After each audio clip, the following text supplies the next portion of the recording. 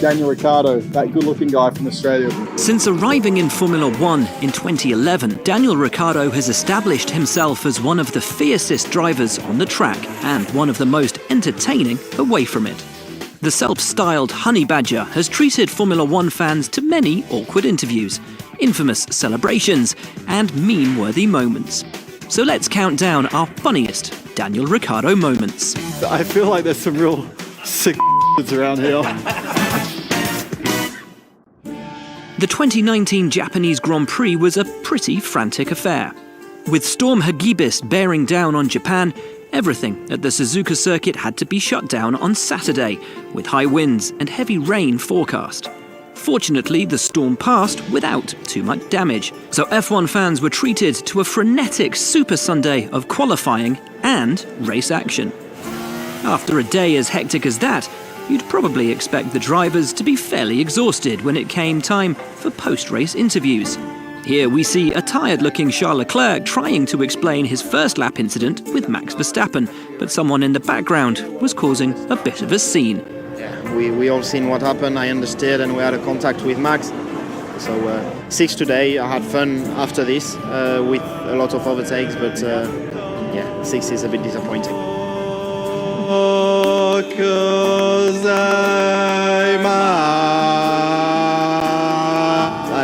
I am so confused.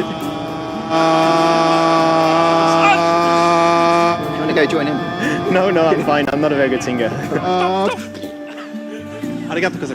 We know Japan is famous for its karaoke culture, but we're not sure we'd want to be sharing a microphone with Daniel anytime soon. Press conferences at Silverstone naturally draw questions about British greats of yesteryear. And here we have Lewis Hamilton musing on Nigel Mansell's facial hair, with some help from Lando Norris. But Daniel, well, he seems more interested in finding out about a different kind of bodily hair. Maybe it's the moustache. The moustache? What, the fact that I can't really grow much? Well, I can't do much better either, but Mansell's one was right. pubes yet? Man's had a good moustache. It might be that I'm not able to grow. This is like as far as it goes. So, and he had good eyebrows as well. So, maybe one weekend I'll try sticking them on and see if it makes a difference. Lando bravely tries to contain his laughter, but it all gets a little too much. Phil Duncan, PA. Just a question for Lewis. The two chaps to the left of you have got, I think, a combined age of 40, if my maths are right. I was just wondering if you have... What about that? Is it... I was just wondering It's not that. No, okay. I think the maths are right. What's funny? What's going on here? He's crying!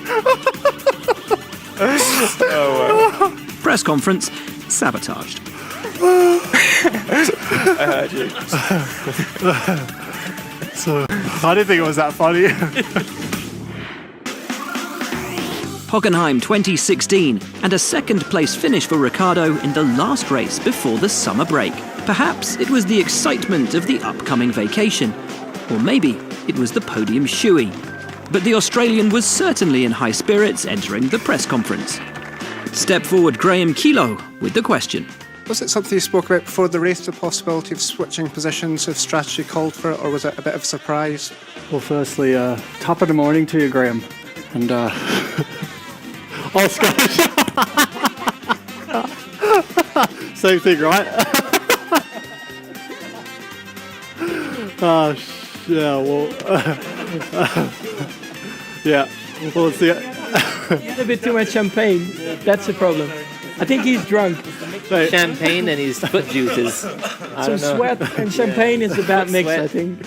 I wanted you to ask me a question all weekend, and I was waiting to say that, and I just blew it. All right, sorry. Viva Scotland. There's an old saying in television, never work with children or animals. But this is Formula One, where fearless drivers risk everything for the win.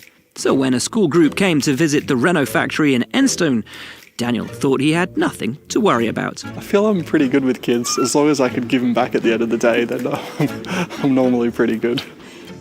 Whoa, what's going on? You good? Well used to getting hard-hitting questions from probing journos, this would surely be a walk in the park. You guys can ask me any questions you want. Does your car need petrol or diesel? What's the fastest speed you've ever gone at? Have you ever beaten Sebastian Vettel or Lewis Hamilton? Do you like pineapple on pizza? You just never know with kids. You never know what they're going to ask. Don't say ballet shoes. Being humiliated by a person like a third of your age is also quite intimidating. How many different countries have you been to? I want to say it's probably around 50. How many have you been to? I've been to Cyprus and Spain and France. What was your favourite? Cyprus. They have nice beaches and stuff, right? Yeah. Cocktails for the parents. Cocktails for the parents. All right. I did some crazy things when I was young, but I wasn't drinking cocktails at 10 years old. And the reviews from the kids? Do you think you'd make a good teacher? No. Yeah, 100%. She'll probably just drive the car into the building and then take us all on a joyride, but Might throw pizza around the room. It'd be good for us, but maybe not for our education. Yeah. Probably best to stick to racing, Daniel. So who's your new favourite driver, Daniel or Lewis? Daniel. Ooh. See ya. Here we are at Monza in 2017, where heavy rain was causing a long delay to Saturday qualifying. During a stoppage like this, you'd forgive the drivers for taking themselves off to their motorhomes to maintain their focus for the upcoming session. But Daniel had a different idea. Now, it's a well-worn route for drivers to take up punditry roles after they've stepped away from racing, but the Australian seemed more interested in life behind the scenes. And armed with one of the international feed cameras, he was soon broadcasting to the world via DannyCam. He could have taken us for a tour of the Red Bull garage, perhaps stop in to see how teammate Max Verstappen was passing the time. Instead, he made a beeline straight to the Mercedes garage and the car of title challenger Lewis Hamilton. Being an F1 cameraman essentially gives you an access all areas pass in the pit lane, and Daniel certainly made the most of it, getting up close and personal with the W08. And who knows, if he can learn to hold the camera steady, maybe there's a future in it for him. One of our favourite things about team radio is that it lets F1 fans hear the unfiltered emotions of the drivers in the heat of racing action. Oh my god, did you see the move? I am stupid. I am stupid. Me too!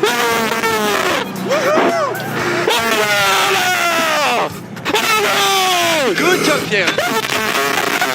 But for Daniel, it's also an opportunity to use the power of the airwaves to display the many sides of his character.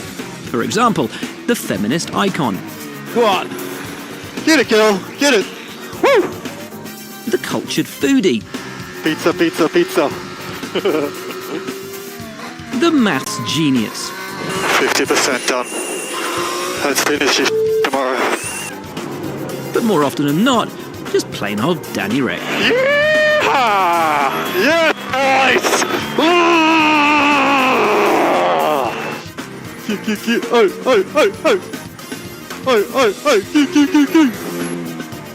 Radio check. Yep. Loosey-goosey. 15 seconds to the green light. Okay. You sound husky and beautiful. Do my best for you. Now, there are many tattoos in the Formula One paddock, from pit crews to journalists and even drivers. Lewis Hamilton, Kevin Magnussen, Kimi Räikkönen. Every weekend, there's plenty of ink on display. And from time to time, the drivers let you in on the profound and meaningful reasons behind their body art. Here's Daniel describing his newest addition at the 2019 British Grand Prix. I got it in London, and it was cool. I don't know. I think you're not well when you miss. I hate needles, but when you miss the feeling. It's addictive, though. Yeah, it's kind of messed up, right? It's like the whole pain-pleasure thing. Yeah, it is. It's rewarding. Talk about pain-pleasure. He's cute, How is isn't it he? driving with Renault at the moment? Chubby. You know, he is cute. Yeah. Is it he? With his little it he? bottom. Yeah, it's a he. But actually, we forgot to attach the string on the bow, so I gotta Because go I wondered, back. what is it? What is it? Yeah, I gotta go Is that a back bow? to- Or is, yeah. oh, Yeah. okay. I didn't need the arrows. He's already shot the arrow, but yeah, I've got to add the string. But that's all right. Just makes it more unique. Isn't he cute? I want to rub his tummy. His little belly. There you go. Thanks, Daniel. Have a good weekend. Awesome. You too.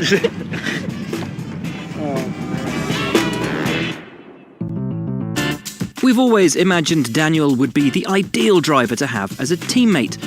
Someone who could push you to greater success on the track, but also someone you'd be happy to hang out with away from the circuit. However, judging by the sometimes savage way he deals with his colleagues, we're not sure we could take it for very long.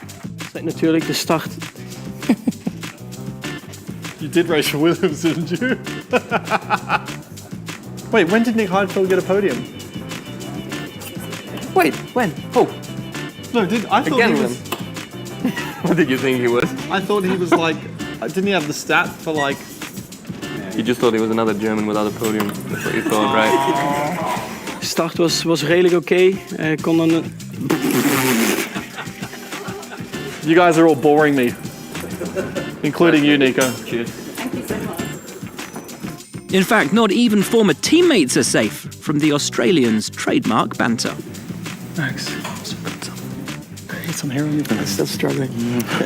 Toto Wolff went to a birthday party to celebrate the 30th of Sebastian Vettel. Would you be surprised for your boss to go to a birthday party of a rival that you've just had an accident with before the hearing? Free, Blimey, that's a complicated question. Would you? free alcohol. Doesn't matter how much money you make, you don't turn that down. And Daniel, were you washing your hair that evening, or did you go as well? Or? I was hoping you forgot about me already, but I don't have an answer for you. I cannot even imagine this situation. So. There was an invite for the torpedo. I saw it. But Torpedo. That's what Seb called him. Final last year. You asking what happened at the start. If I don't go to the left, you crash into us and we all three go out. well, I was. Oh, no, well. You came like a torpedo. Well, it's racing. I'm racing, but You have a good memory, do you? Neighbours, Crocodile Dundee, shrimp on the barbie. you know Crocodile Dundee. Yeah. When you say That's not not a a knife. knife. That's a knife. The list of Australia's cultural exports is a long one, and in 2016 we were introduced to another phenomenon from the land down under, the shoey. After a second-place finish at the German Grand Prix, Daniel Ricciardo proceeded to remove his race boot, fill it with his podium champagne, and drink down the lot, as Lewis Hamilton, Max Verstappen, and the world looked on stunned. You're a good man. And with that, a legend was born. It was after seeing fellow Aussie Jack Miller mark a race victory in MotoGP with the celebration that Ricciardo decided to bring it to Formula One. Since you realize this is going to scar me for life. You've got to be kidding me. I hate you. Okay. But as race rivals, former drivers and Hollywood superstars lined up to sip from his unusual drinking vessel, Daniel started to question his new podium ritual. You seem to really be getting into the shoey business on the podium. I honestly didn't plan on doing it. Even Baku, I was like, I won't do it. DC took my shoes off. And then Austria, Martin was like frothing for it. So Thank you very much. I feel like there's some real sick around here. Oh, you got to do it quickly, haven't you? It's risky with back-to-backs. It is.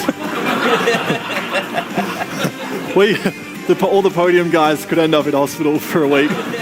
So for the sake of the sport, it's probably best if Daniel keeps his boots to himself. There we go. This is the man. This is the world expert at shoeys.